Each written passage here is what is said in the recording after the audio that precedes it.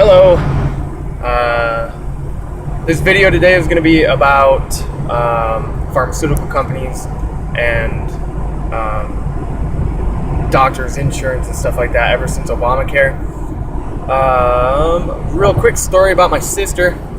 She has a syndrome that, well, the doctors really don't know, but we've done some studying. They say they don't know.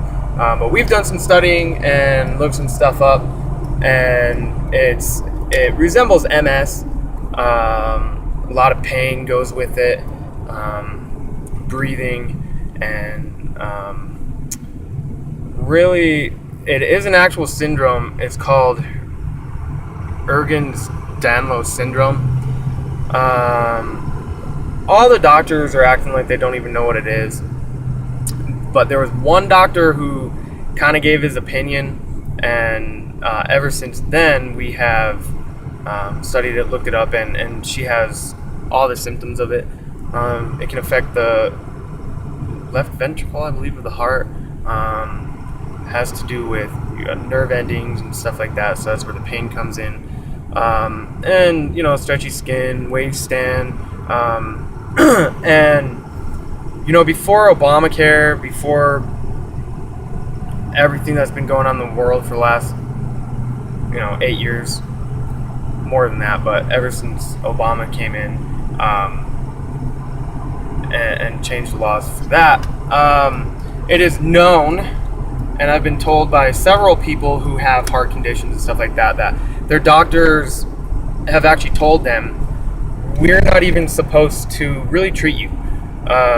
You had a heart attack, now you're just supposed to wait and die. They're not really supposed to give any advice. Fortunately, there are still some doctors out there who still believe in what they started practicing medicine for. I don't believe that all the doctors are bad. It's the people on top, the people who own the hospitals, definitely involved with government, pharmaceutical companies. Anyways, so it was February when she started figuring out about this stuff. It is now March 3rd, 2016, and she's went to specialists. She's went to doctors to try to figure it out, and she tried to set up an appointment as soon as possible to get seen, to figure out what this is. And she's not going to get seen until September 26th. So that's about a half a year away. And she went blind the other day driving down the road. The doctor said it's probably because of pain, and her body was trying to switch, what was going on, trying to ignore it, because she is 22, and since she's had it since she was a kid, she's kind of used to it, but she still lives with the pain, and sometimes she doesn't even know it's so bad, but it is, so her body starts kind of switching things off to try to manipulate it, the pain. So anyways, a whole half a year before she can get seen, and some cases are life-threatening, and they know this.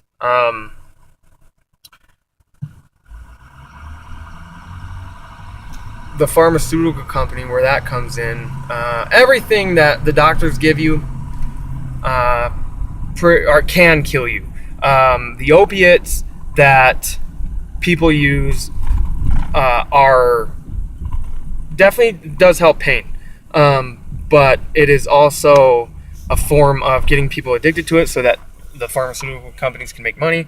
And it doesn't matter if it's on the black market or not, because they're still making money. And our government also, and there's proof of this through the drug wars and all that our government actually brings in the cocaine, the heroin, all that stuff. Ever since we went to Afghanistan, the heroin, our U.S. government went to Afghanistan. Ever since then, our heroin has increased by, I believe, 300%. And it's more potent than it's been since the 70s, probably. And there's an epidemic of heroin use right now. Not just in major cities, but all around America. And that's why some people are having a great difficulty, even in our government. Oh, don't build the wall for for Mexico or whatever. And I'm all about immigrants and all that. That's fine. I'm about them coming over here. But the wall would also help bringing in the drugs. I mean, our government would find a different way to do it, but it definitely would hinder things. Back in the early 2000s, when people were stealing Sudafed to make methamphetamine, there was a couple companies that were trying to get the pharmaceutical companies to take Sudafed and put it behind the counter, which it is now. It was a pretty big battle. Even though it was being stolen and they were losing money, they were still making money from the selling of Sudafed, because really it's big pharmaceutical. So no matter what they sell, they get money for it, and since they are insured, they get money for the stolen stuff. So they didn't want to take it off, and the DEA and the head people on that also didn't want to take it off, because they know, the government's also making money off of the drug war and off of bringing in the drugs, selling the drugs. I unfortunately have been an addict for 17 years, up and down, and I have used everything from pot, psychedelics, prescriptions, meth, and heroin.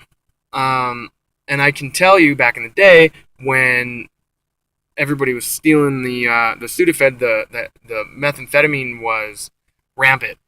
Now that they got that off the market, it's still around for sure. It's not as potent. But back in the day, I didn't see heroin. I didn't even know what it looked like. Didn't know anything about it. And all of a sudden, in about 2007, 2008, it just showed up all over the place. Now there's an epidemic. I live in the Denver metro area of Colorado, and it's everywhere. I never thought I would touch the stuff. I did. I am not using right now. I am clean, which is good.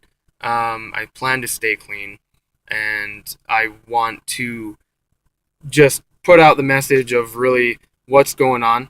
This is a short video about the government and the DEA, the pharmaceutical companies, how they really run things, how they break things down. It's all intertwined. You got the oil companies, the Federal Reserve, which I can't really get into. That's a big thing, but that's a private banking corporation that has never had any guidelines. It's not federal. We treat them as federal, but they are not federal. They are a private international banking gang ring. They own everything. They loan money to our governments.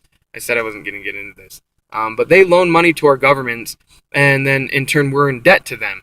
Well, they start wars, and then they also provide the munitions and everything for the wars, and that's how they get the world in debt, and then they owe them money. So really, the governments aren't even in charge. It's these private international banking companies. The Rothschilds are one of them.